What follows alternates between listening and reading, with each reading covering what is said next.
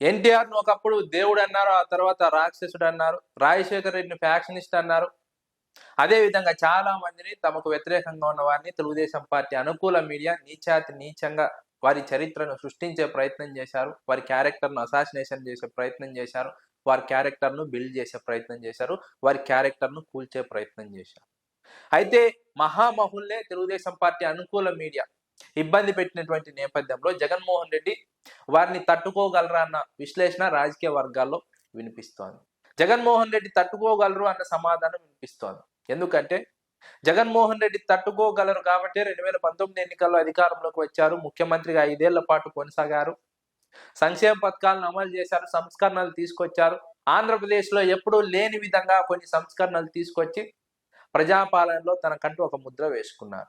జగన్మోహన్ రెడ్డి ఒకవేళ తట్టుకోలేకపోయి ఉంటే తెలుగుదేశం పార్టీ అనుకూల మీడియా అసత్య ప్రచారాన్ని 2019 ఎన్నికల్లో అధికారంలోకి వచ్చేవారు కాదు. జగన్మోహన్ రెడ్డి పార్టీ పెట్టిన రోజు నుంచి జగన్మోహన్ రెడ్డిపై అసత్య ప్రచారాలు చేస్తూనే ఉన్నారు. జగన్మోహన్ రెడ్డి క్యారెక్టర్ అసాసినేషన్ చేస్తూనే ఉన్నారు. వారి కుటుంబ సభ్యులను వేధిస్తూనే ఉన్నారు. వారి క్యారెక్టర్ను అసాసినేషన్ చేస్తూనే ఉన్నారు.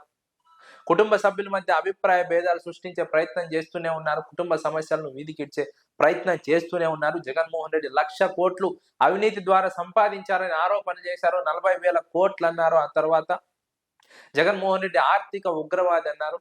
జగన్మోహన్ రెడ్డి జైల్లో పెట్టడంలో కీలక పాత్ర పోషించారు.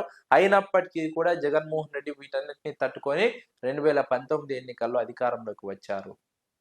ఇవన్నీ తట్టుకోగలిగారు, నిలబడ్డారు కాబట్టి జగన్మోహన్ రెడ్డి ముఖ్యమంత్రి అయ్యారు. లేదంటే మధ్యలోనే కాడి వదిలివేసి వెళ్ళిపోయేవారు. చిరంజీవి ప్రజారాజ్యం పార్టీ పెట్టగానే తమకు ఇబ్బంది అవుతుందని భావించిన తెలుగుదేశం పార్టీ అనుకూల మీడియా చిరంజీవిపై అనేక ఆరోపణలు చేసి చిరంజీవి సీట్లు అమ్ముకున్నారని అసత్య ఆరోపణలు చేసి చిరంజీవి ఆత్మస్థైర్యం దెబ్బతీసి చిరంజీవి 18 సీట్లు గెలిచినప్పటికీ పార్టీని నడపలేని విధంగా మార్చి చిరంజీవిని కాంగ్రెస్ లో విలీనం చేసే దిశగా ఉసిగొల్పినటువంటి తెలుగుదేశం పార్టీ అనుకూల మీడియా తెలుగుదేశం పార్టీ. జగన్మోహన్ రెడ్డి కూడా వీటన్నిటికీ భయపడి పారిపోయి ఉంటే, కాడి వదిలేసి ఉంటే ఈ పార్టీకి వైఎస్ఆర్ కాంగ్రెస్ పార్టీ ఆంధ్రప్రదేశ్ రాజకీయాల్లో ఉండేది కాదు. కాంగ్రెస్ పార్టీలోనో ఇంకో పార్టీలోనో విలీనమై ఉండేది.